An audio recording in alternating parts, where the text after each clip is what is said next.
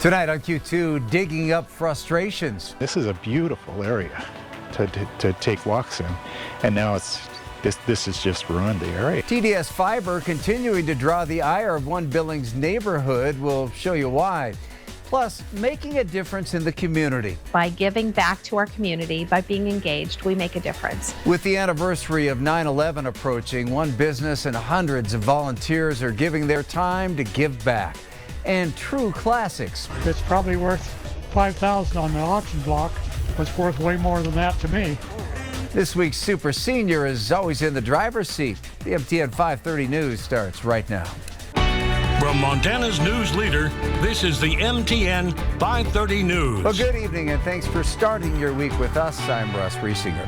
We begin tonight with a Q2 News follow-up as complaints continue to be dug up against TDS fiber. As we recently reported, a Billings man is demanding action after he says the cable company not only damaged property in the neighborhood, but they've done nothing to repair that. Now, a week after the story and months after the damage, what is being done to resolve the issue? With the very latest, here's our Hannah Pettiferi. These are all little walkways that we all walk our dogs and walk our kids and take them to school. And these are the sidewalks that we walk on, and they're all dead. What used to be bright green grass, now withered and dull. Back in July, TDS Fiber was installing optic fibers underground in a Billings neighborhood. This is where I guess it all started. Hans Abbey, a resident of the neighborhood, expressed his frustration because long after the work was done, the mess left behind is still here and still needs to be cleaned up. This is a beautiful area to take walks in, and now this has just ruined the area. Hans described the mess as totally destroyed sod. I would think between the park department and TDS, something needs to be done. We just need to get the water back on. He is so frustrated, he's making signs. It took putting signs up to get TDS to call, and they did. And he's been reaching out to the Parks Department. Put in 3 phone calls to them.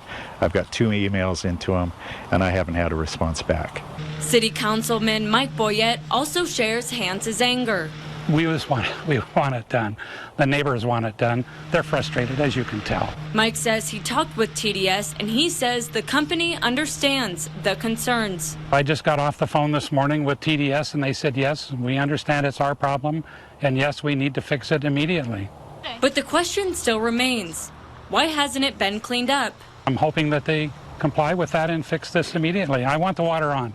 And the main goal is to make it look better, and that starts with getting the water back on for the parks. We just want the water back on. That's all we want. So we can get these parks greened up for winter and let them get some water down to the roots. After talking with frustrated neighbors, we reached out to TDS Fiber for an update on when this mess will be repaired. They responded with a statement saying, TDS and our contractors have worked diligently over the past several weeks to complete repairs in City Parkland related to construction of TDS all-fiber internet network. Reporting in Billings for MTN News, I'm Hannah Pettiferi. Well, if you're a fan of popular graphic novels, a new space is opened at MSU Billings Library. The goal to serve a growing interest in comic culture. The manga and graphic novel collection was unveiled to the school this morning, coming to life with the help of funding from their Jacket Giving Day and $2,000 from a school foundation. Librarians Nicole Bernard and Eileen Wright decided to install the edition after increasing requests from students. National data shows manga and graphic novels are quickly surging in popularity, with a current market worth $1.1 billion. They become very popular. If you go to bookstores nowadays, they have entire sections for graphic novels and manga. And it's the whole idea is that I think over time, yes, people are now reading ebooks, and yes, it's gone in that direction, but still, there's still that desire to just hold a physical book and sit down and just read. The new space holds more than 200 titles and may continue to grow. The 24th anniversary of 9/11 is now just days away. It's a sad day for remembrance, but it's also a time many come together and help others in their community. First Interstate Bank is hosting its 8th annual Volunteer Day on Wednesday, where more than 400 employees give their time to give back. Our Isabel Spartz spoke to one local nonprofit and how the assistance can help propel them forward.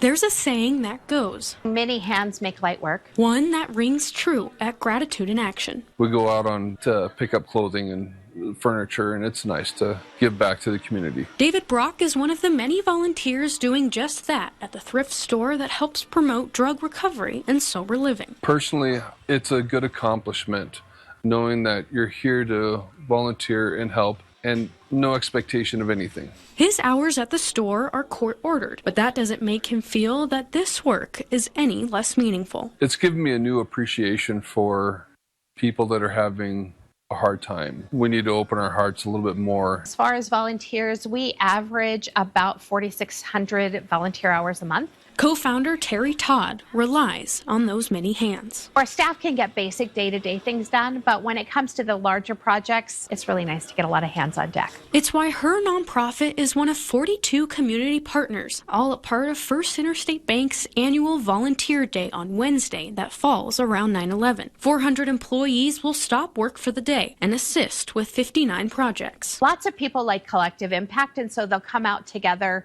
to have a day of giving. And so it works out great that it happens to be this week. A day of service, but also a day to remember those who've sacrificed everything. 9/11 was a really sad time in our world. And what we know is that we can remember that by giving back to the communities that have supported us. So whether it's this week or in your spare time, Todd and Brock encourage those who can get out to do so and give back. It helps you network. It helps you have an accomplishment besides just sitting on the couch. Find out where you can give, because change makes our world so much better. It is by giving that we receive. In Billings, Isabel Spartz, MTN News. A recent report by the American Lung Association warns that nearly half of Americans are breathing dangerous air.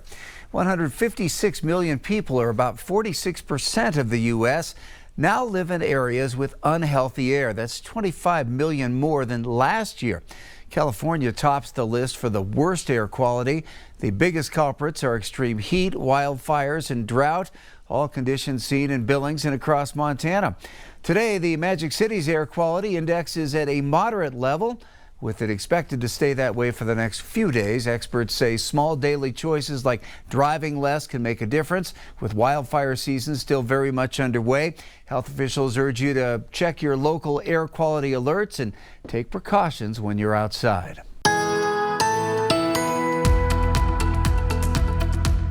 It'd be a pretty nice shot with the Stockman Bank weather cam if we didn't know that was a bit of haze that was hanging around throughout the day. It hasn't had a big effect on air quality or holding back the temperatures. We're at 87 for the high, and we started off 10 degrees above average for the morning as well at 61 degrees. Top wind gust so far today has been 31. We did have that strong burst of wind recorded at the airport, a little microburst there from last evening. Temperatures today have been in the 70s and 80s across Montana, even upper 80s, 89 for you in Miles City, 86 in Sheridan, 82 in Livingston. As we get through the evening hours, we'll still see some periods of wind and a few isolated thunderstorms. More on the forecast details coming up. Super Seniors is sponsored by Master Lube. Our Super Senior segment highlights seniors who are making a difference in their community or just doing some cool or interesting things for their age. This week's Super Senior has long had a love of cars. One in particular that he took his wife out on their very first date in 60 plus years ago. I'll go to car shows, showing people the progress I've made on different cars.